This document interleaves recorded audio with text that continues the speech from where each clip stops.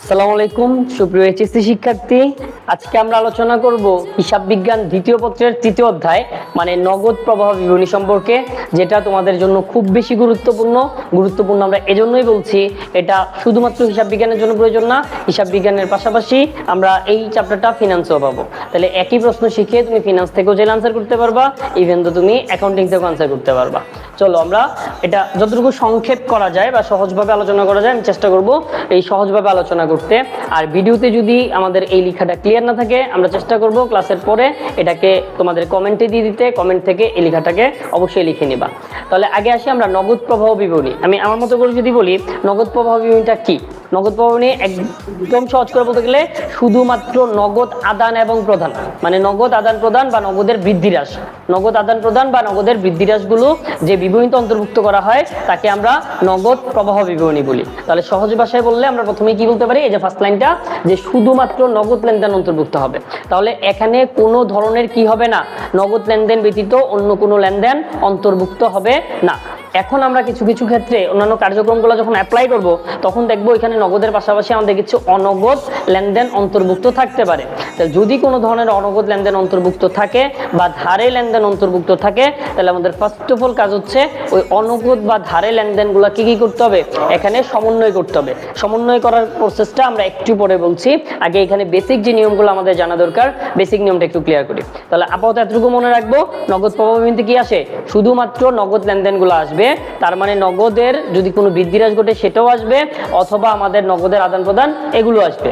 তো এরপরে যদি আমরা বলি তিন ধরনের কার্যক্রম হতে আমাদের নগদ প্রবাহ ঘটে, যেমনটা আমরা জানি পরিচালন কার্যক্রম হতে নগদ প্রবাহ, বিনিয়োগ কার্যক্রম হতে নগদ প্রবাহ, অর্থায়ন কার্যক্রম হতে নগদ প্রবাহ। আমরা একটু পরে এই তিনটা কার্যক্রম থেকে নগদ প্রবাহ কিভাবে বের করা হয় তিনটা কার্যক্রমই দেখার চেষ্টা করব, যে পরিচালন কার্যক্রম থেকে আমরা কিভাবে করব, কি কি আসবে, বিনিয়োগ কার্যক্রমে কিভাবে করব, কি কি আসবে, অর্থায়ন কার্যক্রমে কি কি করব, কিভাবে আসবে। অথবা মনে রাখবো নগদ প্রবাহ বিবরণী প্রস্তুত করার পদ্ধতি হচ্ছে দুইটা। নগদ প্রবাহ বিবরণী প্রস্তুত করার পদ্ধতি কয়টা, দুইটা।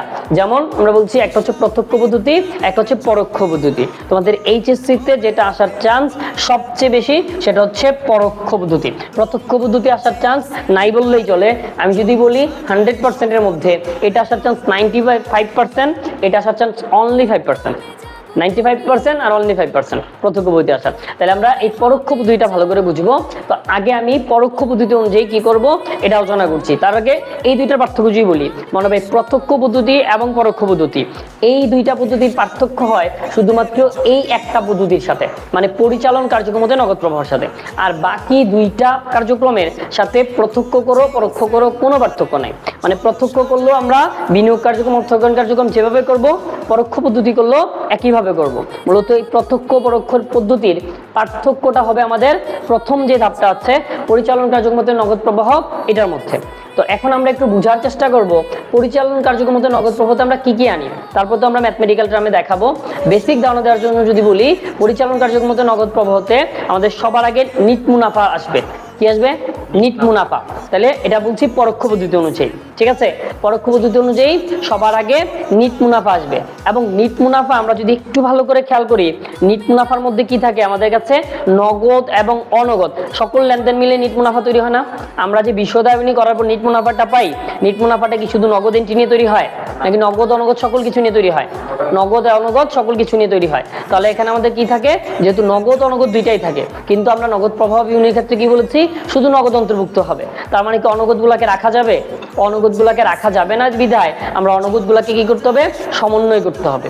এখন এই অনগদ গুলাকে সমন্বয় করার প্রসেসটা হচ্ছে বিশদ আয় বিবরণীতে অনগদের যে কার্যক্রমগুলা তুমি আগে যোগ করতা এখানে এসে সেগুলাকে বিয়োগ করতে হবে, আগে যেগুলোকে বিয়োগ করতা এখানে এসে যোগ করতে হবে।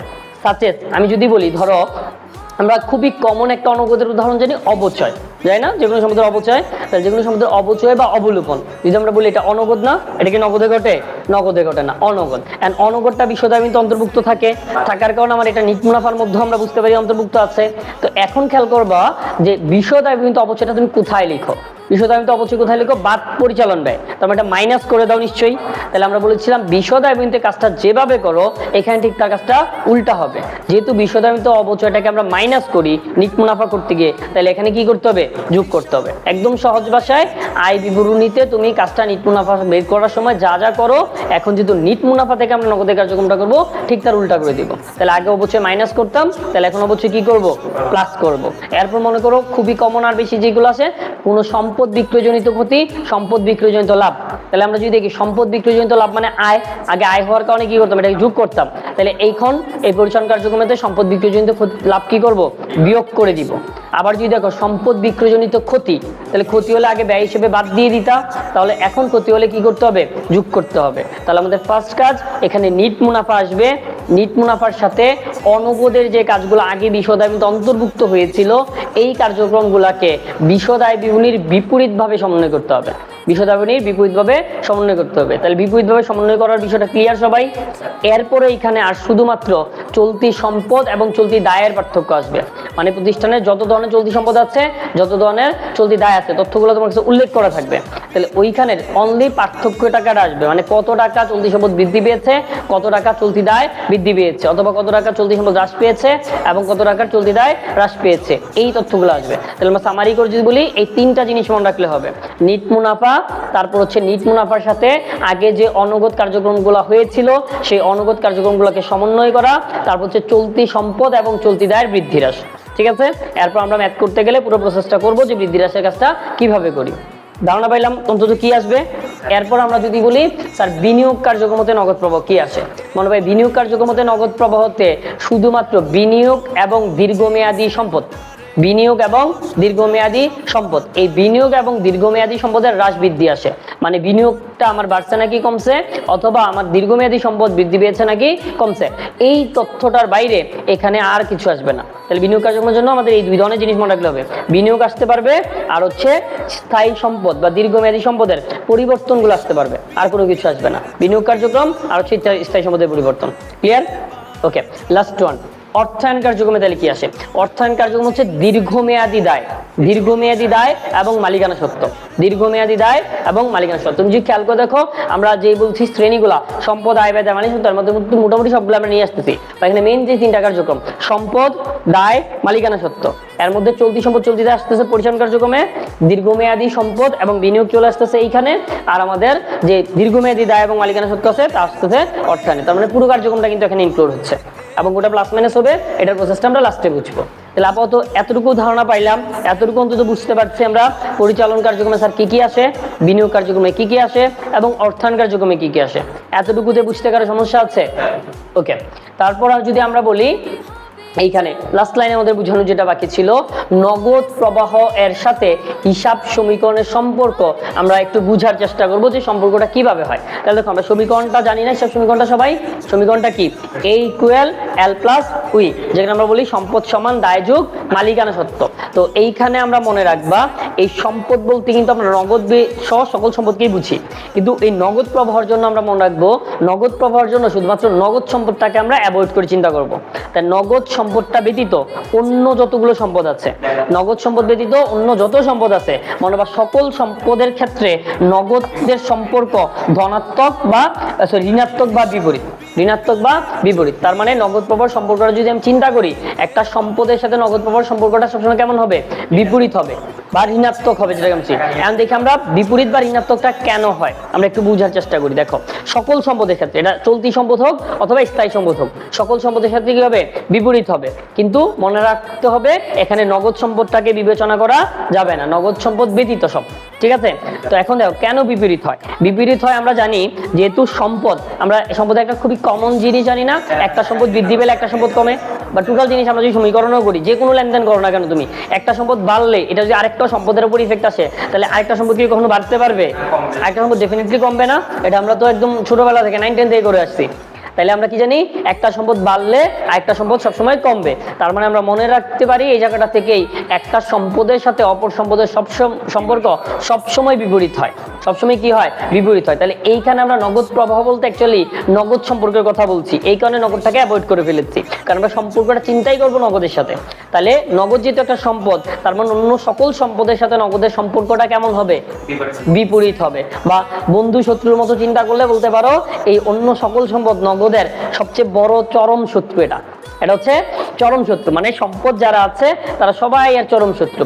ঠিক আছে, বুঝলাম, বসো ওই সাইডে বসো। তাহলে নগদের সাথে আমাদের বুঝতে পারলাম বাকি যা কিছু আছে তা হচ্ছে তার চরম শত্রু। তার মানে সে দেখতে পারবে না, আর দেখতে পারবে না কারণে সে ঠিক তার উল্টা উল্টা কাজ করবে। তার মানে কোনো সম্পদ বৃদ্ধি পেলে আমরা এখানে বলবো নগদ হ্রাস পায়, আবার কোনো সম্পদ হ্রাস পেলে বলবো নগদ বৃদ্ধি পায়। ঠিক আছে, তাহলে যে কোনো সম্পদ হতে পারে, এটা হতে পারে তোমার আসবাবপত্র, হতে পারে প্রাপ্য হিসাব, হতে পারে মজুদ পণ্য, যে কোনো সম্পদ। হ্যাঁ, নগদ বাদে বলেছি, নগদ বাদে সকল সম্পদের সাথে তার বিপরীত সম্পর্ক। তার মানে নগদ বাদে যে কোনো সম্পদ বৃদ্ধি পেলে আমরা বলবো নগদ প্রবাহ হ্রাস পাবে, আবার যে কোনো সম্পদ হ্রাস পেলে নগদ প্রবাহ বৃদ্ধি পাবে। ক্লিয়ার? আবার সম্পদ যেখানেই আসুক, আমরা সম্পদ কোথায় কোথায় আসে একটু আগে আমরা বেসিক ধারণা বলছিলাম, সম্পদ আসে চলতিগুলো আসে পরিচালন কার্যক্রমে, আর এই দীর্ঘমেয়াদীগুলো আসে বা বিনিয়োগ আসে এখানে বিনিয়োগ কার্যক্রমে, রাইট? তাহলে আমরা এখানে চলতি সম্পদে করি, এখানে করি, কার্যক্রমটা ঠিক বিপরীত ভাবে করে নিব। এতটুকু বুঝলাম। এরপর ম্যাথ করলে তো দেখবো। এরপর হচ্ছে এল এবং উই, কি সম্পর্কটা আমরা বলছি সম্পদগুলা এই তিনটা কার্যক্রমের মধ্যে কোন কার্যক্রমগুলোতে আসে একটু আগে ক্লিয়ার করেছি না? চলতি সম্পদ আসে পরিচালন কার্যক্রমে, আর বিনিয়োগ এবং দীর্ঘমেয়াদী সম্পদ বা স্থায়ী সম্পদ আসে বিনিয়োগ কার্যক্রমে। তাহলে আমাদের কাছে চলতি সম্পদ যেগুলো আছে এগুলা করি এবং বিনিয়োগ এবং দীর্ঘমেয়াদী সম্পদ করি, এই দুইটা কার্যক্রমে যখনই আমি সম্পদ আনবো এগুলা বিপরীত ভাবে আনবো। তারপরে সম্পদ যদি আমি দেখি কোনোটা বেড়ে গেছে তাহলে এখানে আমরা এটা মাইনাস আকারে আনবো, আবার যদি মনে করো সম্পদ কমে গেছে তাহলে এখানে এটা প্লাস আকারে আনবো। ক্লিয়ার? এটাই বিপরীত বলছি। এখন আমরা এটা বুঝলাম। এরপর এল আর উই মানে কি জানি আমরা, দায় এবং মালিকানা সত্ত্ব। তাহলে দায় এবং মালিকানা সত্ত্বের সাথে স্যার কেমন হবে সম্পর্কটা? আমরা বলতেছি ধনাত্মক বা সমমুখী সম্পর্ক। কেন ধনাত্মক হয় খেয়াল করো, আমরা এটা তো সবাই কম বেশি জানি যে সমীকরণের এক পাশের সাথে আরেক পাশের সম্পর্ক সবসময় সিমিলার হয়, মানে এদিকে কোনো কিছু বাড়লে এদিকেও বাড়ে, এদিকে কমলে এদিকেও কমে। তাহলে নগদটা আমাদের এই পাশের সম্পর্ক না? তাই নগদের সাথে যেহেতু আমি সম্পর্কগুলো দেখবো তার মানে সবসময় এদিকে বাড়লে ওইদিকেও বাড়বে, তাই আমরা বলতেছি ধনাত্মক সম্পর্ক। মানে একটা বাড়লে যদি আরেকটাও বাড়ে তাহলে এই সম্পর্কগুলোকে আমরা কি বলি? ধনাত্মক সম্পর্ক, বা যেটাকে আমরা আরো সহজে বোঝার জন্য বলতে পারি সমমুখী সম্পর্ক। তাহলে কার সাথে তার ধনাত্মক, আর এটাকে জন্য আমরা বন্ধুর মতো বলতে পারি, যে শত্রু বললাম তাহলে এটা কি বন্ধু। তাহলে নগদের বন্ধু হচ্ছে দায় এবং মালিকানা সত্ত্ব। তাহলে নগদ মানে যদি দেখো তুমি কোনো কারণে দায় বাড়ছে তাহলে নগদও বাড়বে, দায় বাড়লে নগদও বাড়বে, দায় কমলে নগদও কমবে। মালিকানা সত্ত্বের ক্ষেত্রে সেম, মালিকানা সত্ত্ব বাড়লে নগদও বাড়বে, আবার মালিকানা সত্ত্ব কমলে নগদও কমবে। ক্লিয়ার? তাহলে এখন মালিকানা সত্ত্ব এবং দায় কোন কোন কার্যক্রমে আনি? দেখো চলতি দায়গুলোকে আনি আমরা পরিচালন কার্যক্রমে। তাহলে এইখানে চলতি দায়গুলো যখন আনবো সিমিলার ভাবে আনবো। মনে করো কোনো একটা দায় বাড়ছে তাহলে এখানে প্লাস দিয়ে লিখবো, কোনো একটা দায় চলতি দায় কমছে তাহলে মাইনাস দিয়ে লিখবো। আর চলতি দায় বাদে অন্য দায় মানে দীর্ঘমেয়াদী দায় এবং মালিকানা সত্ত্ব এগুলো কোথায় আনি? অর্থায়ন কার্যক্রমে বলেছি। তাহলে অর্থায়ন কার্যক্রমে আমরা যখন এটা লিখবো তাহলে তখন আমরা কি করবো? অর্থায়ন কার্যক্রমে কোনো দীর্ঘমেয়াদী দায় বাড়লে এখানেও প্লাস দিয়ে লিখবো, দীর্ঘমেয়াদী দায় কমলে মাইনাস দিয়ে লিখবো। মালিকানা সত্ত্বের ক্ষেত্রে সেম প্রসেস, মালিকানা সত্ত্ব বাড়লে প্লাস দিয়ে লিখবো, কমলে মাইনাস দিয়ে লিখবো। ক্লিয়ার? এতটুকু পর্যন্ত তথ্য বলে এতটুকু বুঝতে কারো সমস্যা নাই। আমরা আগে পরোক্ষ পদ্ধতিটা ক্লিয়ার করব, পরোক্ষ পদ্ধতি ক্লিয়ার করলে এরপর হয়তো বা সামান্য দুইটা লাইন কথা বললেই তোমরা প্রত্যক্ষ পদ্ধতি পেরে যাবা। ঠিক আছে? নেক্সট ম্যাথ প্র্যাকটিক্যালি করবা, কোনো প্রবলেম হলে দেন এটা আমাকে সাথে সাথে বলবা। ঠিক আছে? ওকে, তাহলে আমরা এরপর যদি দেখি, দেখো এটার বক্সটা কেমন হয়। বক্সটা হয় আমাদের কাছে বিবরণ দিয়ে 3টা টাকার কলাম, উপরে আমরা নগদ প্রবাহ বিবরণী লিখে নিব, তারপর আমরা এই বক্স করে এখানে 3টা টাকার কলাম লিখে দিব। অবশ্য 2টা টাকার কলমও ব্যবহার করা যায়, অনেকে 2টা টাকার কলমও ব্যবহার করে, আমরা 3টাকে ব্যবহার করছি। তাহলে আমরা এখন যেটা করবো এটা হচ্ছে নগদ প্রবাহ বিবরণী পরোক্ষ পদ্ধতি।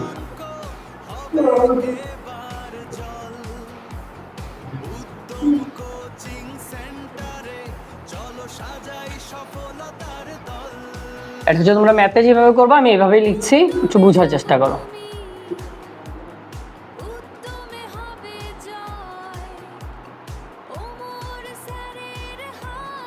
দেখো তাহলে আমাদের কলামগুলোর নাম কি কি?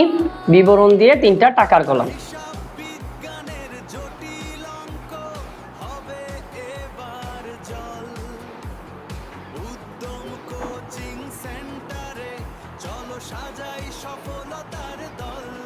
তাহলে প্রথম কাজ তুমি যদি 3টা কার্যক্রম হিসেবে করো, প্রথম কাজ তোমার পরিচালন কার্যক্রম হতে নগদ প্রবাহ যেটা এটাকে বের করা। তাহলে এখানে তুমি একটা হেডলাইন ব্যবহার করতে পারো, পরিচালন কার্যক্রম।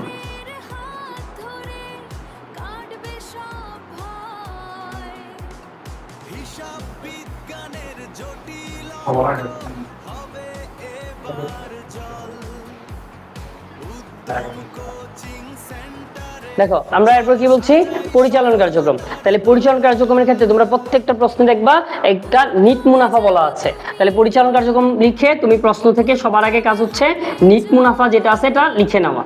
তো আমি এটা একটা কাল্পনিক প্রশ্ন ধরে করছি, ধরি আমি যে প্রশ্নটা সলভ করছি এই প্রশ্নটাতে ধরো নিট মুনাফা আছে 50,000 টাকা। তাহলে এই নিট মুনাফাটা সরাসরি সেকেন্ড কলামে বসাই দিব। তোমরা জাস্ট বুঝো যে কোন ধাপটার পরে আমরা কোনটা করছি, ঠিক আছে? তো তুমি প্রশ্নে নিট মুনাফা পেয়ে যাবা, এই নিট মুনাফাটা সরাসরি কোথায় বসাবা, সেকেন্ড কলামে বসাবা। ক্লিয়ার? ওকে, নিট মুনাফার সাথে আমরা কি করব বলেছি, অনগদ লেনদেনগুলোকে বিপরীতভাবে সমন্বয় করব। বিপরীত কার বিপরীত? বিশদ আয় বিবরণীর বিপরীত। তাহলে এর মধ্যে প্রথমত খুবই কমন আমরা যেটা পাবো অবচয় বা অবলোপন। দেখো অবচয় বা অবলোপন একটু আগে আমি বেসিক বোঝানোর সময় বলেছি না, অবচয় বা অবলোপন আমরা বিশ্বদায়নীতে কি করি, মাইনাস করি। তাহলে এখানে এনে কি করতে হবে, প্লাস করতে হবে। তার মানে প্রশ্ন যদি যে কোনো সম্পদের অবচয় বা অবলোপন থাকে, যে কোনো সম্পদের কি থাকে, অবচয় অথবা অবলোপন থাকে। এখন এই অবচয় বা অবলোপন আমরা জানি আসবাবপত্র হতে পারে, ইজারা সম্পদের হতে পারে, যন্ত্রপাতির হতে পারে। যে সম্পদের অবচয় তুমি এই সম্পদের অবচয় বলবা অথবা অবলোপন বলবা। তো ধরি প্রশ্নে অবচয় বা অবলোপন আছে 10,000 টাকা, তাহলে এই 10,000 টাকাকে আমি এখানে কি করে দিব, প্লাস করে দিব। অথবা তুমি আরেকটা কাজ করতে পারো, যেটা প্লাস মাইনাসের কাজগুলো এখানে দেখাই, ওইখানে বাকি কাজটাকেও নিয়ে আসতে পারবা, কোনো সমস্যা নেই। অথবা আমরা এখানেই দেখাই যে অবচয় বা অবলোপন প্লাস হবে আমাদের কাছে কত, 10,000 টাকা, ঠিক আছে? এরপর আমরা দেখবো অন্যান্য প্লাস বা মাইনাসের কাজগুলো আর কি কি আসবে। তাহলে এরপর আমরা যদি বলি যে কোনো সম্পদের আমাদের যদি ক্ষতি হয়, সম্পদ বিক্রয়জনিত ক্ষতি, এতটুকু বুঝতে সমস্যা আছে বলো? হ্যাঁ, এখানে যে আপনি অবশ্যই অবলম্বন করতেন প্লাস, এটা আসলে প্লাস করতে এটা এটার সাথে প্লাস হবে, টোটাল টাকাটা এনে এখানে কাজ করবো। অথবা তুমি বুঝতে সমস্যা হলে সরাসরি এটা তো বসিয়ে দেওয়া, প্লাসটা এই যে নিট মুনাফা আছে, নিট মুনাফার সাথে হবে। হ্যাঁ, আমরা এখানে আরো এন্ট্রি আসবে, তো তাই এন্ট্রিগুলোকে সব প্রথম কলামে বসাচ্ছি, সকল এন্ট্রি করে নিট প্লাস বা মাইনাসটাকে এখানে বসাবো, বুঝছো? এখানে প্লাস বলি বা মাইনাস বলি, এটা নিট মুনাফার সাথে বুঝাচ্ছে। ক্লিয়ার? ওকে, তাহলে আমরা বলছি গেলাম কি, অবচয় অবলোপন হলে আমরা প্লাস করে দিব। তারপর হচ্ছে যদি আমরা দেখি যে কোনো সম্পদের কি থাকে, বিক্রয়জনিত ক্ষতি হয়, মনে করো বিক্রয় করে ক্ষতি হয়ে গেছে, তাহলে বিশ্বদাবিতে আমরা এটা কি করতাম, অপরিচালন ব্যয় বসাইতাম, দ্যাট মিন্স মাইনাস করতাম। তাহলে এখানে আসলে কি হয়ে যাবে, প্লাস হয়ে যাবে, যেহেতু আমরা শুরুতে বলে নিচ্ছি এটা বিপরীত ভাবে আসে। তাহলে আমরা লিখবো সম্পদ বিক্রয়জনিত ক্ষতি। তো তোমার যেই সম্পত্তির বিক্রয় আছে এটা লিখে দিবা যে সম্পদ বিক্রয়জনিত ক্ষতি।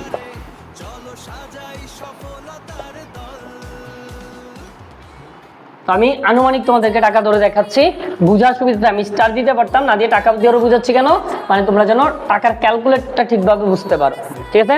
ওকে, তাহলে ক্ষতির জায়গায় আমি লাভটা কি লিখতে হবে আবার, নাকি তোমরা বুঝবা? দেখো যদি সম্পদ বিক্রয়জনিত লাভ আসে তাহলে কি হবে, বাদ যাবে, লাভ থাকলে কি হবে, বাদ যাবে। তাহলে আমরা বলতে পারি যদি সম্পদ বিক্রয়জনিত লাভ হয় লিখবো মাইনাস সম্পদ বিক্রয়জনিত লাভ, লিখতে হবে নাকি বুঝবা? তাহলে আর লিখছি না, হ্যাঁ বড় করছি না আমি, তাহলে যতটুকু সংক্ষেপে করা যায় শেষ করছি। তাহলে দেখো এইভাবে আমরা যত ধরনের কি আছে অনগদ গুলা পাবো, অনগদ গুলাকে কি করে দিব, মানে বিপরীত ভাবে কাজ করে দিব, পারবো সকল ধরনের অনগদ করতে? এইবার আমরা খেয়াল করব যতগুলা চলতি সম্পদ চলতি দায় আছে, প্রশ্ন দেখলে আমরা চলতি সম্পদ চলতি দায় চিনতে পারবো না। চলতি সম্পত্তি কোনগুলো আছে, ব্যাংক আছে, মজুদ পণ্য আছে, যে কোনো অগ্রিম খরচ আছে, বকেয়া আছে, ঠিক আছে? যে কোনো চলতি সম্পদ এবং চলতি দায় কোনগুলা, বকেয়া ব্যয় আছে, প্রদেয় নোট আছে, প্রদেয় হিসাব আছে বা পাওনাদার যেটাকে আমরা বলছি, ব্যাংক জমাতিরিক্ত আছে। তাহলে যত ধরনের প্রদেয় হিসাব বা এই ধরনের চলতি দায় আছে, তাহলে এই দায় এবং সম্পদের সাথে সম্পর্কটা আমরা একটু আগে যেটা বলেছি, সম্পদগুলা করার সময় বিপরীত ভাবে করব আর দায়গুলা করার সময় সিমিলার ভাবে করব। আর মনে রাখবো এখানে সকল ধরনের চলতি সম্পদ এবং চলতি দায় এগুলার পার্থক্যটা অনলি আসবে। তোমাদের অনেক প্রশ্নে ডিরেক্টলি পার্থক্যটা বলে দিবে, তাতে ধরো এরকম বলা হলো মজুদ পণ্য বৃদ্ধি, মজুদ পণ্য বৃদ্ধি, তাহলে দেখো মজুদ পণ্য সম্পদ না, মজুদ পণ্য সম্পদ না, তাহলে সম্পদের সাথে কি বিপরীত সম্পর্ক না? তাহলে মজুদ পণ্যতে যদি আমরা বৃদ্ধি বলছি তাহলে এটা কি হবে, মাইনাস হবে, মজুদ পণ্য বৃদ্ধি। এই যে ঋণাত্মক সম্পর্ক বলেছি, এই ঋণাত্মকের কারণে মাইনাস হবে, এখানে বৃদ্ধি বলছি তাই এখানে মাইনাস। এখন তোমার কাছে অনেক প্রশ্নে বৃদ্ধিটা ডিরেক্টলি দিয়ে দিবে, অনেক প্রশ্নে কি থাকবে, বৃদ্ধিটা ডিরেক্টলি দিয়ে দিবে, কিন্তু সকল প্রশ্নে যে ডিরেক্ট দিয়ে দিবে এমন না। অনেক প্রশ্নে কি দিবে, তোমাকে 2টা বছরের টাকা পাশাপাশি দিয়ে দিবে, সাজেস্ট ধরো আমি দিছি মজুদ পণ্য 2017 সালের তথ্য, 2018 সালের তথ্য, তারপরে দিলাম 17 সালে ধরো ছিল 50,000, 18 সালে এটা হয়ে গেছে 60,000। তাহলে আমি অঙ্কটা যদি 18 সালের জন্য করি তাহলে আমরা বলতে পারি 10,000 টাকা বৃদ্ধি পেয়েছে, তাই না? তখন দুইটার পার্থক্য করে তুমি বুঝতে পারবা কোনটা বৃদ্ধি পেয়েছে আর কোনটা হ্রাস পেয়েছে। সবসময় যেইটা সবচেয়ে সর্বশেষ বছর থাকে এটাকে চলতি বছর বিবেচনা করবা। মানে আমি যদি 17-18 2 বছর তথ্য দেই তাহলে চলতি বছর কোনটা হবে? 18 সালেরটা। চলতি বছর কোনটা হবে? 18 সালটা। তাহলে 18 বছরে বাড়ছে না এই কমছে, তুমি এটা চিন্তা করবা না। কিন্তু তুমি আবার এটা চিন্তা করতে পারো যে স্যার 17 সালে বিবেচনা করলে তো কমছে, তাহলে 17 সালে বিবেচনা করবো না, সবসময় চলতি বছরের বিবেচনা করবো। সবসময় কোন বছর বিবেচনা করবো? চলতি বছর। চলতি বছর কোনটা ধরবো? সর্বশেষ বছর। সর্বশেষ বছরটাকে আমরা ধরবো চলতি বছর। তাহলে চলতি বছরের সাথে সম্পর্ক চিন্তা করবো। তাহলে ধরো আমি এই 17তে বলছি 50, 18তে বলছি 60, তাহলে চলতি সম্পদের বৃদ্ধি কত বলতে পারি? 10,000। তাহলে চলতি সম্পদ বৃদ্ধি পাইলে বা মজুদ পণ্য বৃদ্ধি পাইলে এখানে মাইনাস লিখবো। তাহলে এখানে কি করে দিব? চলতি মজুদ পণ্য বৃদ্ধি মাইনাসের 10,000। বুঝছো নাকি বুঝো নাই? আরেকটা আমরা হ্রাস দেখাই। ধরো আমরা বললাম প্রাপ্য হিসাব, ঠিক আছে? প্রাপ্য হিসাব হ্রাস, মনে করো দেনাদার আগে যা ছিল তার থেকে এখন কমে গেছে, তাইলে আমরা কি বলতে পারি? প্রাপ্য হিসাব হ্রাস। তাহলে আমরা জানি বৃদ্ধি পাওয়াতে দেখো একটু আগে মাইনাস করেছিলাম, এখন যেহেতু হ্রাস পাচ্ছে, সম্পদ না এটা সম্পদ, হ্রাস পেলে কি করব? বৃদ্ধি করব, তাই আমরা বৃদ্ধি করছি। ধরো এখানে 8,000 টাকা আমার হ্রাস পেয়েছিল, সো আমি 8,000 টাকা বৃদ্ধি মানে প্লাস করছি। বুঝতে সমস্যা আছে? করতে পারবো সবাই ইনশাল্লাহ? এবার আমরা যদি দায়ের সম্পর্ক দেখি, দায়ের মধ্যে ধরো আমার কাছে কি আছে? প্রদেয় হিসাব আছে, সাচেস বা প্রদেয় নোট আছে। তাহলে প্রদেয় নোট, ধরো প্রদেয় নোটও বাড়ছে, প্রদেয় নোটে কি হয়েছে? বাড়ছে। তাহলে প্রদেয় নোট বৃদ্ধি না, আমরা প্রদেয় নোট তো দায় বলছি, এই জায়গাটা একটু ভালো করে খেয়াল করো। সম্পদ করতে করতে সব জায়গায় সম্পদ চিন্তা করা যাবে না। আমরা বলছিলাম সম্পদের সাথে বিপরীত, কিন্তু দায়ের সাথে কি বিপরীত বলছি? দায় মালিকের সাথে সমমুখী না, ধনাত্মক বা সমমুখী, ঠিক আছে? দায় মালিকের সাথে হচ্ছে ধনাত্মক বা সমমুখী। তাহলে প্রদেয় নোট মনে করো আমি বৃদ্ধি বললাম, প্রদেয় নোট বৃদ্ধি বললাম, তাহলে আগেরটা যেমন বৃদ্ধি বললে প্লাস মাইনাস করতাম, এখন কি বৃদ্ধি বললে মাইনাস করতে পারবো?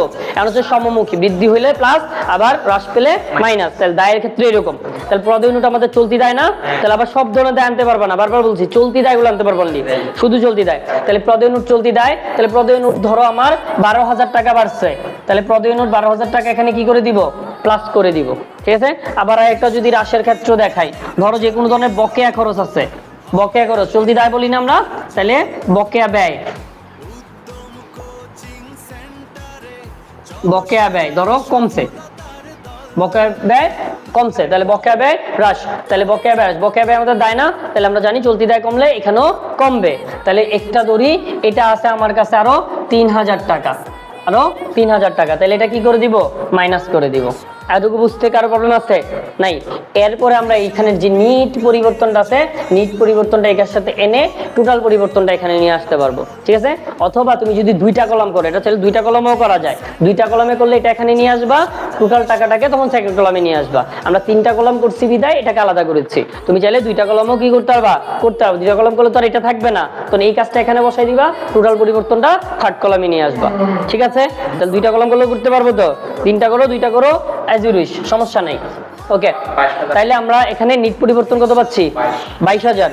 ওকে, তাহলে আমরা এই 22,000 টাকা প্লাসের না, এই 22,000 টাকা প্লাসের প্লাস হতে আমরা প্লাস করছি, আর যদি মাইনাস হতো এটা থেকে মাইনাস করে দিতাম। তাইলে এখন যদি আমরা এটা করি, এখানে আসবে কত টাকা? 72,000 টাকা। তাহলে এই 72,000 টাকাকে আমরা বলতে পারি এই পরিচালন কার্যক্রম হতে নিট পরিবর্তন, ঠিক আছে?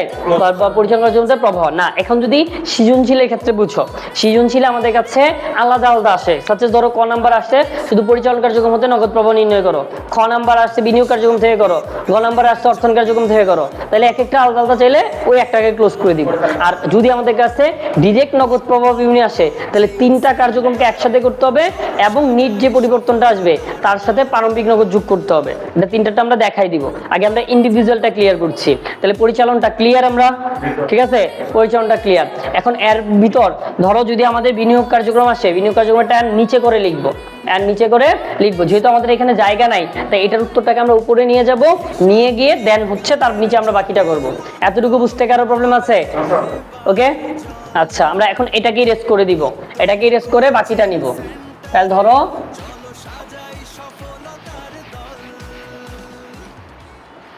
আমরা এটাকে ইরেজ করে যে টাকাটা পাইছি 72,000 টাকা, এই 72,000 টাকাকে আমরা এখন উপরে তুলে নিব। তাহলে এই 72,000 টাকাকে আমরা এখানে ধরো এটা লিখলাম যে পরিচালন কার্যক্রম হতে নগদ প্রবাহ। তাহলে ওই যে উত্তরটা পাবা এটাকে এইভাবে ডিরেক্টলি বলতে পারবা, পরিচালন কার্যক্রম হতে নগদ প্রবাহ। তাহলে এটা উত্তরটা তো আমরা 3 নাম্বার কলমে পাই, তাই 3 নাম্বার কলমে আমরা আগে 72,000 টাকা লিখে নিলাম। লিখে নেওয়ার পর এইবার দ্বিতীয় স্টেপটা আমরা করব তার নিচে। তাহলে দ্বিতীয় স্টেপটা আমরা কি লিখবো, বিনিয়োগ কার্যক্রম, একটা হেডলাইন করব, বিনিয়োগ কার্যক্রম।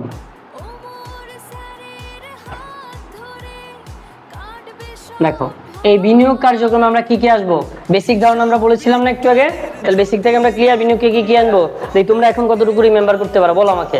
বিনিয়োগ কার্যক্রমে কি কি আসবে, দীর্ঘমেয়াদী বিনিয়োগ, দীর্ঘমেয়াদী বিনিয়োগ আসছে, আর অন্য কিছু আসবে, অন্য কিছু আসবে না। তো এইখানেও আমাদের যে সম্পদগুলো আছে তার পরিবর্তনগুলো দেখতে হবে, বা বিনিয়োগ যেটা আছে তার পরিবর্তনগুলো দেখতে হবে, বৃদ্ধি পেয়েছে নাকি হ্রাস পেয়েছে। তাহলে এই কার্যক্রমে দেখো সম্পদ ব্যতীত আর কিছু আনি, সম্পদ ব্যতীত আর কিছু আসে এই কার্যক্রমে, বিনিয়োগও বলছি সম্পদ, স্থায়ী সম্পদ বলছি সম্পদ, আর কিছু কি আসতে পারে, আর কিছু আসতে পারে না। তাহলে যেহেতু আর কিছু আসতেছে না, তার মানে এখানে যেইগুলাই আনবো সবগুলা বিপরীত ভাবে আনবো, সবগুলা কিভাবে আনবো, বিপরীত ভাবে আনবো। এবং এইটার সাথে অর্থায়নের কিছু ভুল হয়, কমন মিস্টেক হয়, এখন এই জিনিসগুলো একটু প্রপারলি বুঝো, না হয় ভুল করবা, খেয়াল করো। সাথে ধরো আমি যদি বলি শেয়ার আমাদের কাছে ক্রয়, ধরো আমি বললাম শেয়ার ক্রয় অথবা বন্ড ক্রয়, শেয়ার ক্রয় বা বন্ড ক্রয় অথবা ঋণপত্র ক্রয়,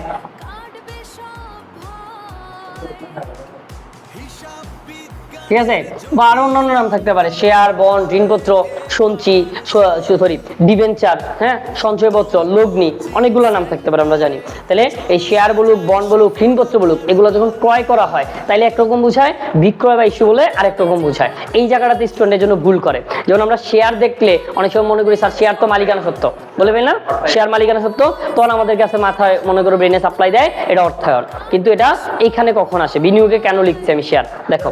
তাহলে আমরা যখন লিখলাম শেয়ার ক্রয়, এই শেয়ার ক্রয় বলতে বোঝানো হয় অন্য কোম্পানি তার শেয়ার বিক্রি করছে, আমি সেই শেয়ারটাকে ক্রয় করে নিয়েছি, আমি সেই শেয়ারটা কি করছি, ক্রয় করে নিচ্ছি। আমি যদি শেয়ারটা বিক্রয় করি তাইলে তখন এটা আমার জন্য মূলধন, মানে আমি যে শেয়ারটা বিক্রয় করি বা ইস্যু করি ওই শেয়ারটা আমার জন্য মূলধন বা মালিকানা সত্ত্ব নির্দেশ করে। কিন্তু আরেকজনের কোম্পানির শেয়ার যদি আমি ক্রয় করি, তার মানে বোঝানো এটা আমার কোম্পানির টাকাটা ওই কোম্পানিতে আমি ইনভেস্ট করেছি শেয়ারের মাধ্যমে, ঠিক আছে। তাহলে শেয়ার ক্রয় করলে এটা মূলত বিনিয়োগ, শেয়ার ক্রয় করলে এটা কি বিনিয়োগ। কিন্তু যদি শেয়ার ইস্যু বলে বা শেয়ার বিক্রয় বলে তাইলে বলতে হবে মূলধন বা মালিকানা সত্ত্ব, ঠিক আছে। তাহলে এই একই শব্দ শেয়ার ক্রয়ের উপর ডিপেন্ড করে এক জায়গায় আসতেছে, বিক্রয়ের উপর ডিপেন্ড করে কিন্তু আরেক জায়গায় আসতেছে। তাহলে এই জিনিসটা খেয়াল করতে হবে। তাহলে শেয়ার ক্রয় বললে আমরা কি বলতে পারবো, হ্যাঁ, বন্ড ক্রয় বললে বিনিয়োগ, ঋণপত্র ক্রয় বললে বিনিয়োগ। কিন্তু সেম জিনিসগুলা যখন আবার ইস্যু বলবে বা বিক্রয় বলবে, এর মানে বুঝে নেবে আমি এই টাকাগুলো দিয়ে ইয়ে করতে হবে। শেয়ারটা বলে না মূলধন, বন্ড বা ঋণপত্র বলে কি মূলধন বলবো? তাহলে যদি আমি বলি বন্ড ইস্যু করা হয়েছে বা বন্ড বিক্রয় করা হয়েছে, তাইলে হবে দীর্ঘমেয়াদী দায়। তার তখন বোঝানো হবে আমি কারো কাছে বন্ডটাকে বিক্রি করে বা বন্ডটা ইস্যু করে তার বিপরীতে টাকা নিয়েছি, তার বিপরীতে কি করেছি, টাকা নিয়েছি। তাহলে টাকা নিয়েছি যেহেতু এটা আমার দীর্ঘমেয়াদী দায়, তাহলে বন্ড বা ঋণপত্র এগুলো হয়ে যাবে দীর্ঘমেয়াদী দায়, আর শেয়ারটা যাবে মালিকানা সত্ত্ব। তার মানে এগুলাকে যদি বিক্রয় বা ইস্যু দেখি, এর দীর্ঘমেয়াদী দায় হোক কিংবা মালিকানা সত্ত্ব, আমরা জানি দীর্ঘমেয়াদী দায় আর মালিকানা সত্ত্ব কোথায় আসে, অর্থায়ন কার্যক্রমে। তাহলে এগুলা কি তখন আর বিনিয়োগ কার্যক্রমে আসতে পারবে, অর্থায়ন কার্যক্রমে আসবে। তখন এই জিনিসগুলাই পরীক্ষার হলে তোমাদের ভুল তৈরি করে, স্টুডেন্টদের ভুল আমরা বেশিরভাগ ক্ষেত্রে এই জায়গাগুলোতে পাই। তো এই জায়গাগুলো অবশ্যই মনোযোগ দিয়ে খেয়াল করবা। পরীক্ষা যদি মনোযোগ দিয়ে এতটুকু পার্থক্য না বুঝতে পারো, আলাদা না করতে পারো, তাহলে ভুল করার চান্স অনেকাংশেই বেড়ে যাবে। তাহলে আমরা কি বলছি, শেয়ার, বন্ড বা ঋণপত্র ক্রয় বললে এই টাকাটাকে আমরা এখানে আনতে পারবো। তো ধরি আমি ঋণপত্র বা বন্ড ক্রয় করেছি 30,000 টাকার, তাহলে এই 30,000 টাকা আমরা কি করব, এখানে লিখবো, অথবা এখানে যেহেতু আমরা থার্ড কলামে নিয়ে যাবো পরের টাকাটা সরাসরি এখানে লিখছি, ঠিক আছে। এরপরে এটার সাথে আমরা খেয়াল করব, ধরো আমি বললাম বন্ড পরিশোধ করা হয়েছে, সরি ক্রয় করছি না, আমার টাকা মাইনাস হয়ে যাবে, এটা মাইনাস আকার আসবে, কারণ আমরা বলেছিলাম এটা সম্পদ, সম্পদের সাথে কি সম্পর্ক, বিপরীত সম্পর্ক। তাহলে দেখো শেয়ার, বন্ড, ঋণপত্র ক্রয় করলে তাহলে বিনিয়োগ নামক সম্পদ বাড়বে না, আমার বিনিয়োগ নামক সম্পদ বাড়বে, আর বিনিয়োগ নামক সম্পদ বাড়লে এখানে কি যাবে, কমে যাবে, তাই আমরা এখানে মাইনাস দিয়ে লিখবো। এতটুকু ক্লিয়ার? এখন যদি আমরা খেয়াল করি, মনে করো আমি অন্য ক্ষেত্রে বললাম স্থায়ী সম্পদে একটা ফ্যাক্টর যদি দেখাই, এটা তো বিনিয়োগের ফ্যাক্টর দেখালাম, স্থায়ী সম্পদ ধরো আসবাবপত্র বিক্রয় বললাম, পুরাতন আসবাবপত্র আমি বিক্রয় করেছি, তাহলে দেখো তাহলে আসবাবপত্র যদি বিক্রয় করি তাহলে আসবাবপত্র নামক স্থায়ী সম্পদটা কমবে না? আসবাবপত্র নামক স্থায়ী সম্পদ কমবে না? তাহলে যদি সম্পদ কমে তাহলে এখানে কি হয়ে যাবে? প্লাস হয়ে যাবে। তাহলে এর আগেরটা ছিল মাইনাসের, আর এখন আসবাবপত্র বিক্রয় করার ফলে আসবাবপত্র কমবে, কিন্তু আমাদের নগদ প্রবাহ কি হবে? বাড়বে। তো ধরো আমি 20,000 টাকার আসবাবপত্র কি করেছি? বিক্রয় করেছি, তাহলে এই 20,000 টাকার আসবাবপত্র এখানে বেড়ে যাবে। ওকে, তারপর যদি আমি বলি মনে করো যন্ত্রপাতি, আমি আসবাবপত্র বিক্রি করে যন্ত্রপাতি কিনছি, তাহলে যন্ত্রপাতি ক্রয় কিনলে যন্ত্রপাতি বাড়বে, তাহলে এখানে এটা কি হয়ে যাবে? কমে যাবে। তাহলে আমরা বলতে পারি ধরো যন্ত্রপাতি ক্রয়, তাহলে যন্ত্রপাতি ক্রয় কমে যাবে। তাহলে এটা মনে করো 5,000 টাকার কিনছি, ঠিক আছে, তাহলে এই 5,000 টাকা আমাদের কি হয়ে গেছে? কমে গেছে। তাহলে সেই যন্ত্রপাতি করলে এখানে 5,000 টাকা কমে যাবে, ঠিক আছে। তাহলে এখন যদি আমরা করি নিট পরিবর্তনটা আমাদের কত? এই নিট পরিবর্তনটা আবার আগের মতো আমরা থার্ড কলামে নিয়ে আসবো। তাহলে দেখো নিট পরিবর্তনটা কত? 30 আর 5 35,000 মাইনাসের প্লাসের 20,000, তাহলে আমাদের কত আসে? মাইনাসের 15,000। এই মাইনাসের 15,000 টাকা আমরা থার্ড কলামে বসাই দিব। এই মাইনাস আকারে থাকলে এটাকেও মাইনাস আকারে বসাই দিব, এবং এই প্লাস মাইনাসের উপর বেস করে আলাদা নাম হয়। যেমন এখানে পরিচালন কার্যক্রম হতে প্রবাহ লিখছি না, এটাকে চাইলে আমি নাম পরিবর্তন করে এটাও বলতে পারি পরিচালন কার্যক্রম হতে আন্তঃপ্রবাহ। যদি টাকাটা প্লাসের আসে এটার ক্ষেত্রে আমরা নাম কি দিতে পারবো? আন্তঃপ্রবাহ। মনে রাখবো এখানে প্লাসের টাকা, আন্তঃপ্রবাহ মানে আমার নিকট টাকা আসে বোঝানো হয়। তাহলে নিট টাকাটা আসে, যতক্ষণ পর্যন্ত প্লাসের টাকা থাকবে এটা মানে বোঝানো হবে আমার কাছে নগদ টাকাটা আসতেছে বা আমি পাচ্ছি। আর বহিঃপ্রবাহ মানে বুঝবো আমার কাছ থেকে চলে যাচ্ছে। তার মানে যদি মাইনাসের টাকা আসে এটাতে আমরা কি বলতে পারবো? বহিঃপ্রবাহ। তাহলে সুতরাং দিয়ে এই জায়গাটায় বলতে পারবো সুতরাং বিনিয়োগ কার্যক্রম হতে বহিঃপ্রবাহ। ওটা দেখেছি বিনিয়োগ কার্যক্রমে কি কি আসে, আর এখন লিখবো বিনিয়োগ কার্যক্রম হতে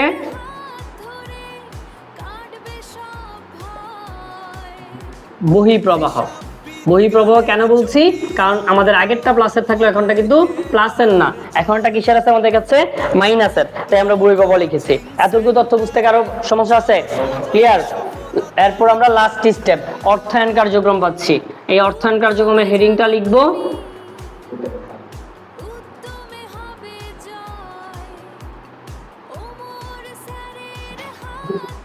দেখো।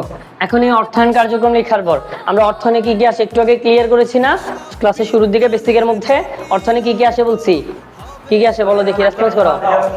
আর দীর্ঘমেয়াদী দায়, আর কিচ্ছু না, ঠিক আছে। এই দুইটা ধরনের জিনিস, দীর্ঘমেয়াদী দায় আর হচ্ছে আমাদের কাছে মালিকানা সত্ত্ব। তাহলে এই দুই ধরনের হিসাব আনবো, এবং এই দুই ধরনের সাথে সম্পর্কটা যদি দেখি ধনাত্মক বা সমমুখী, ধনাত্মক বা সমমুখী। তো কোনো কারণে যদি আমি দেখি আমার দীর্ঘমেয়াদী দায় কি হয়েছে?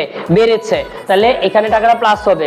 যদি কোনো কারণে দেখি মালিকানা সত্ত্ব বেড়েছে, প্লাস হবে। কোনো কারণে দীর্ঘমেয়াদী দায় বা মালিকানা সত্ত্ব কমলে মাইনাস হবে। সাপোজ ধরো আমি এখানে বললাম আগেরটার মতো, আগে যেমন শেয়ার বলেছি এখানেও সেম জিনিসটা আমরা বলি ইস্যু করা। ধরো আমি বললাম শেয়ার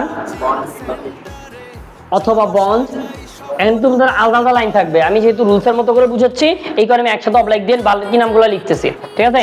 শেয়ার, বন্ড বা ধরো ঋণপত্র আছে, ঠিক আছে, এগুলো তাহলে তাই নির্দেশ করছে, অথবা আমাদের কাছে মালিকানা সত্ত্ব নির্দেশ করছে। এটা তাহলে মালিকানা সত্ত্ব বা দায় এটা ইস্যু করা যখন বোঝানো হবে, তার মানে কি বুঝাবে? এটা আমি বিক্রয় করছি, ইস্যু বা বিক্রয়, বিক্রয় বলতে পারো। তাহলে এগুলা বিক্রয় করলে বা ইস্যু করলে তাহলে আমি শেয়ার বা বন্ড যখন ইস্যু করি বা বিক্রয় করি তাহলে আমার শেয়ার বা বন্ডটা বাড়বে, শেয়ার বা বন্ডটা কি হবে? বাড়বে। তাহলে আমরা এটা যেহেতু দায় বা মালিকানা সত্ত্ব বাড়লে এখানেও টাকাটা কি হবে? প্লাসের হবে, কারণ আমরা বলেছি এটা ধনাত্মক বা সমমুখী সম্পর্ক বহন করে। তাহলে ধরো আমি শেয়ার ইস্যু করেছি 1 লক্ষ টাকার সাচেস, তাহলে এখানে কি করে দিব? এই 1 লক্ষ টাকা প্লাসের লিখে দিব। একটু বুঝতে সমস্যা আছে? সিফাত মনে কিছু কোশ্চেন করতে চাইছিলাম। হ্যাঁ, মানে নিট টাকাটা মাইনাসের। 15,000 টাকা মাইনাস করার পর যেটা পাবো এটা না না, 15,000 টাকাকেই আমরা বলছি বহিঃপ্রবাহ। তো এখানে যে আন্তঃপ্রবাহ বলতেছে, ওটা তো 72,000 টাকা প্লাসের ছিল, তাই আন্তঃপ্রবাহ বলতেছি। এটা আসবে যে আমার কাছে এটা তো চলে যাবে। আচ্ছা ওকে বলতে দাও, ওকে বলতে দাও, উঠতেও ক্লিয়ার হোক না, বলো কোশ্চেন বলো। ধর আমি যদি এখানে আন্তঃপ্রবাহ বলতেছি কি এটাকে নাকি এটাকে? না, নিট টাকাটাকে। আমি তো আর একটা 72,000 বলতে পারছি, কেন বলতেছি? বুঝি নাই। হ্যাঁ, এখানে নিট টাকাটাকে কেন বলতেছি? এটাও তো নিট বলতেছি, এটাও তো নিটই বলতেছি, প্রত্যেকের তো একই কথাই বলতেছি। নিট তো এটা মাইনাস করার পর না নিট আসবে। টোটাল টাকাটা না, এটা হচ্ছে টোটাল নিট নগদ প্রবাহ, এটা একদম ফাইনাল। এটা ফাইনাল না, এটা আমরা প্রত্যেকটা কার্যক্রম থেকে আলাদা বলছি। আমরা কার্যক্রমগুলোর নাম আলাদা বলছি, পরিচালন কার্যক্রমের নিট কত অথবা বিনিয়োগ কার্যক্রমের নিট কত। আর তুমি যেটা ফাইনাল নিট বলতেছো এটা 3টা কার্যক্রম কার্যক্রম একত্রে করার পর এটা পাইছো না এখানে ধরেন আমি তো এটা আর তুমি করে এটা পাইছো, হ্যাঁ, তাহলে এটাকে প্লাসের আসছো না, তুমি বলতে পারো পরিচালন কার্যক্রম হতে নগদ প্রবাহ, আন্তঃপ্রবাহ, তাহলে অনলি পরিচালন কার্যক্রমের জন্য। আর তুমি যেটা টোটাল নিট বলতেছো যে স্যার এটা প্লাস করবো, এটা মাইনাস করবো, আরেকটা প্লাস করবো, এটা হচ্ছে টোটালের নিট, আন্তঃপ্রবাহ বা বহিঃপ্রবাহ। ঠিক আছে, আমরা এখন দেখাচ্ছি প্রত্যেকটা কার্যক্রম আলাদা আলাদা ভাবে, এবং নামগুলো বলছি প্রত্যেকটা কার্যক্রম আলাদা আলাদা, আর একত্রে করলে তখন এটার নাম আসবে। আমরা তারপরে একত্রেটা দেখাবো, এরপরে এটাকে আমি একত্রে করে ফেলবো। ঠিক আছে, এখন দেখো শেয়ার বন্ড বা ঋণপত্র ইস্যু বা বিক্রয় করলে, তাহলে শেয়ার বন্ড বা ঋণপত্র বিক্রয়, এখন যেটা আছে এটা বুঝো আগে, পরে কোশ্চেন থাকলে পরে করো না হয়। দেখো শেয়ার বন্ড বা ঋণপত্র ইস্যু বা বিক্রয় করলে, তাহলে ইস্যু করলে বা বিক্রয় করলে ওই বন্ডটা বা শেয়ারটা আমার কাছে বাড়বে না? বাড়বে, তাহলে মালিকানা সত্ত্বটা বাড়বে অথবা দীর্ঘমেয়াদী দায়টা বাড়বে, তাহলে বাড়লে এখানে কি করে দিব? যোগ করে দিব। ওকে, তারপরে আমরা যদি বলি মনে করো আমি আগে বন্ড কি ইস্যু করেছিলাম, এখন এটা পরিশোধ করে দিছি, ওই বন্ড হোল্ডার টাকা দিয়ে দিচ্ছি, তাহলে যদি আমরা বন্ড পরিশোধ পাই তাহলে কি করে দিব? মাইনাস করে দিব, কারণ বন্ড পরিশোধ করে দিলে বন্ড কমে যাবে, বা ঋণপত্র পরিশোধ করলে দিলে ঋণপত্র কমে যাবে, তাহলে বন্ড ঋণপত্র এগুলা পরিশোধ করলে কি হয়ে যায়? কমে যায়। তাহলে বন্ড পরিশোধ ধরো আমি 1 লক্ষ টাকা থেকে 30,000 টাকা পরিশোধ করে দিয়েছি, 30,000 টাকা কি হয়ে যাবে? মাইনাস হয়ে যাবে। এরপর আমরা যদি আরেকটা পার্থক্য বলি কি, লভ্যাংশ প্রদান। দেখো আমি মনে করো শেয়ার হোল্ডারদেরকে লাভের অংশ দিয়ে দিয়েছি, লভ্যাংশ প্রদান করে দিয়েছি, তাহলে মালিকানা সত্ত্ব কমে যাবে, মালিকানা সত্ত্ব কমে যাবে, তাহলে মাইনাস হয়ে যাবে। তাহলে আমরা যদি পাই লভ্যাংশ প্রদান, লভ্যাংশ প্রধান, তাইলে আমরা কি করে দিব? এই টাকাটাকে মাইনাস করে দিব। ধরো আমি লভ্যাংশ প্রদান করেছি 50,000 টাকা, তাহলে 50,000 টাকা মাইনাস করে দিব। ঠিক আছে, এরপরে নিট টাকাটাকে আমরা থার্ড কলামে নিয়ে আসবো, তাহলে থার্ড কলাম যদি এটারও আনি তাহলে আমাদের আসে প্লাসের 20,000 টাকা। ঠিক আছে, তাহলে এইটাকেও আমরা যেহেতু প্লাসের আসছে, এখন এটার নামও কি বলতে পারবো?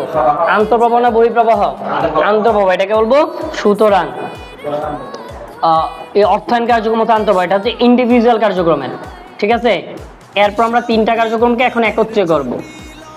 অর্থায়ন কার্যক্রম হতে আন্তঃপ্রবাহ, এর মধ্যে আরেকটা জিনিসের পার্থক্য বুঝো। আমাদের এই লভ্যাংশ প্রদানটা কোনো কোনো প্রশ্নে ডিরেক্টলি দেওয়া থাকবে, কোনো কোনো প্রশ্নে ডিরেক্টলি দেওয়া থাকবে না। দেওয়া না থাকলে আমাদের এটা কি করতে হবে? বের করতে হবে। দেওয়া না থাকলে কিভাবে বের করতে হবে? দেওয়া না থাকলে সংরক্ষিত আয় থেকে বের করতে হবে। ঠিক আছে, এটা দরকার আমরা আলাদাভাবে দেখাই দিব, সংরক্ষিত আয় থেকে কিভাবে লভ্যাংশটা বের করতে হয় এটা আমরা দেখাই দিব। ঠিক আছে, তো এটা মনে রাখবো, সবসময় প্রশ্ন থাকলেই যে লিখবো এমন না, প্রশ্ন যদি সংরক্ষিত আয়ের উদ্ধৃত দেওয়া থাকে, ওই দুইটা আয়ের উদ্ধৃতের পার্থক্য থেকে আমাদেরকে লভ্যাংশটা বের করে তারপর লভ্যাংশটা লিখতে হবে, কিন্তু সংরক্ষিত আয়টা এখানে আসবে না। মনে বা সংরক্ষিত আয়ের উদ্ধৃত এখানে আসবে না, বরং সংরক্ষিত আয়ের উদ্ধৃতটা কাজে লাগবে। কেন কাজে লাগবে? সংরক্ষিত আয়ের উদ্ধৃত দিয়ে লভ্যাংশ বের করতে কাজে লাগবে, দেন ওই লভ্যাংশটা আমরা এখানে আনবো। আচ্ছা, আপাতত বেসিক ভাবে আমরা 3টা কার্যক্রমের প্রবাহগুলো বুঝলাম। এখন এই 3টা কার্যক্রমের প্রবাহকে আমরা কি করব? একত্রে করব। 3টা কার্যক্রমের প্রবাহকে যদি একত্রে করি, দেখো +72 +20 -15, যেভাবে তুমি ক্যালকুলেটর এমনি তুলতে পারবা, +72 -15 +20, তাহলে 92,000 -15,000, তাহলে 90 থেকে 15 গেলে আসে কত? 75, 75 2 77,000 টাকা। তাহলে এই 77,000 টাকা আমরা এখানে লিখবো। সিফাত একটু আগে যেটা জানতে চাইছিল, এটা হচ্ছে নিট নগদ আন্তঃপ্রবাহ বা নিট নগদ বহিঃপ্রবাহ, এটা হচ্ছে নিট টাকা বলতে টোটাল নিট। ঠিক আছে, তো এটা সুতরাং দিয়ে লিখতে হবে, সুতরাং নিট নগদ আন্তঃপ্রবাহ, যেহেতু এটা প্লাসের আসছে তাই এটাকে কি বলতে পারবো? আন্তঃপ্রবাহ। সেম ভাবে এটা মাইনাসেরও আসতে পারে, এটা যদি মাইনাসের আসে তাহলে বলবো নিট নগদ বহিঃপ্রবাহ। ঠিক আছে, এটা উত্তর না, আরো আছে আরেকটা লাইন আছে, যেটা তোমার প্রশ্নে প্রারম্ভিক নগদ দেওয়া থাকবে, বা 2টা সালের তথ্য দিলে ওই আগের বছরে যেটা থাকবে এটাকে বলবো প্রারম্ভিক, আগের বছরে যে নগদটা থাকবে এটাকে বলবো কি? প্রারম্ভিক। কারণ আমরা 2টা সালের তথ্য যখন থাকবে তখন বলেছি সর্বশেষ বছরটা চলতি বছর, সর্বশেষ বছরটা কি বছর? তাহলে প্রথম বছরটাই প্রারম্ভিক বছর, প্রথম বছরটাই প্রারম্ভিক। তাহলে ওই প্রারম্ভিকের টাকাটা আমরা কি করে দিব? এখানে যোগ করে দিব, বাদ না, প্রারম্ভিকের টাকাটা কি করে দিব? যোগ করে দিব। তাহলে যোগ প্রারম্ভিক নগদ, যোগ প্রারম্ভিক নগদ তহবিল। ঠিক আছে, এটা দেওয়া থাকে প্রশ্নে। তাহলে এই প্রারম্ভিক নগদ তহবিলটা আমরা এখানে প্লাস করব। ধরি তার বিজনেসে আগে থেকে প্রারম্ভিকে নগদ টাকা ছিল 50,000, ঠিক আছে, আর এখন তার নতুন করে বাড়ছে আরো 77,000 আমরা দেখতে পারলাম। এই দুইটাকে প্লাস করার পর যোগ করে যেটা পাবো এটা হচ্ছে আমাদের সমাপনী নগদ। এখন মনে করো এটা যদি মাইনাসের থাকতো, এটা যদি প্লাসের থাকতো, তাহলে অটোমেটিক প্লাস করলে এটা কি হয়ে যেত?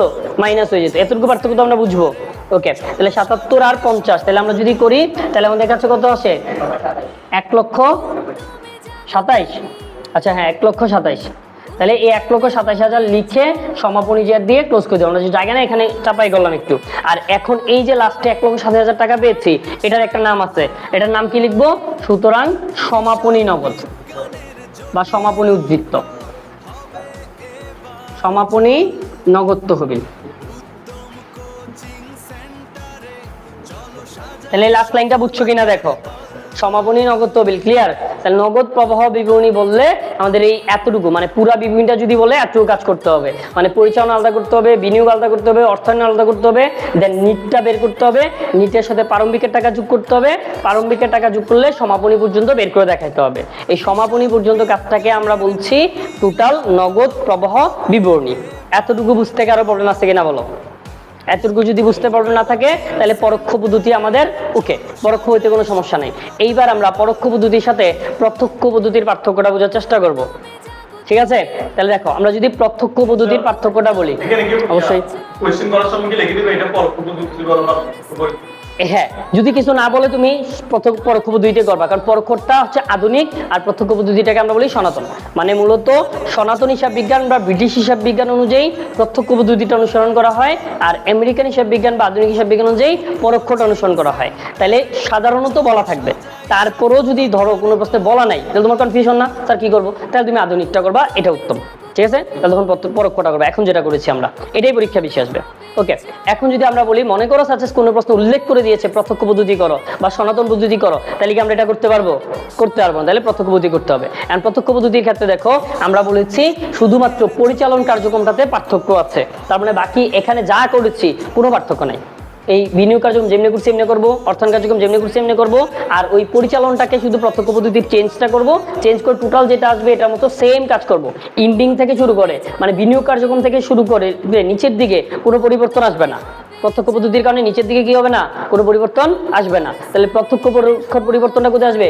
শুধুমাত্র পরিচালন কার্যক্রমে। এখন আমরা বুঝি পরিবর্তনটা কেন আসবে বা কোথায় আসবে। তাহলে ওইখানে আমরা যেমন করেছিলাম, হ্যাঁ ওইখানে আমরা যেমন করেছিলাম না, শুধু অপচয়ের কাজ না, আরো কাজ আছে। ওইখানে দেখো আমরা যে নগদের টাকাটা বের করেছি, যে পরিচালন কার্যক্রম থেকে নগদ কত টাকা পাচ্ছি, এটা কিভাবে বের করেছি? নিট মুনাফা ছিল, দেন নিট মুনাফা থেকে ইনডিরেক্টলি বের করেছি, তাই না? এখন যেটা করতে হবে প্রত্যক্ষ পদ্ধতি মানে এরকম নিট মুনাফা থেকে ইনডিরেক্টলি আসবে না, ডিরেক্ট বের করতে হবে। তাহলে ডিরেক্ট বের করার প্রসেসটা কি? ডিরেক্ট বের করার প্রসেসটা তারা তোমাকে ডিরেক্ট কত টাকা কোনো লেনদেন থেকে নগদ টাকা পাইছো, কত টাকা প্রদান করছে এটা বলে দিবে। সাথে আমরা নগদান বই করছি না, নগদান বই আমরা কিছু প্রাপ্তির লেনদেন কিছু প্রদানের লেনদেন পাই না, যে মনে করো দেনাদার হতে প্রাপ্তি, পণ্য বিক্রয় বাবদ প্রাপ্তি, সেবা প্রদান বাবদ প্রাপ্তি, বিনিয়োগের সুদ হতে প্রাপ্তি, লভ্যাংশ বাবদ প্রাপ্তি। ওইখানে সরাসরি তোমাকে প্রাপ্তি বলে দিবে, আবার সরাসরি প্রদান বলে দিবে। পণ্য ক্রয় বাবদ প্রদান, বেতন বাবদ প্রদান, ভাড়া বাবদ প্রদান, এরকম ডিরেক্ট প্রদান বলা থাকবে। একদম সহজ ভাষায় প্রত্যক্ষ এটাকেই বলা হয় আমি টোটাল প্রাপ্তিগুলো যোগ করব, যত প্রদান আছে বিয়োগ করব, ফাইনাল যেটা আছে এটাই আমার কাছে প্রবাহ, নগদ প্রবাহ।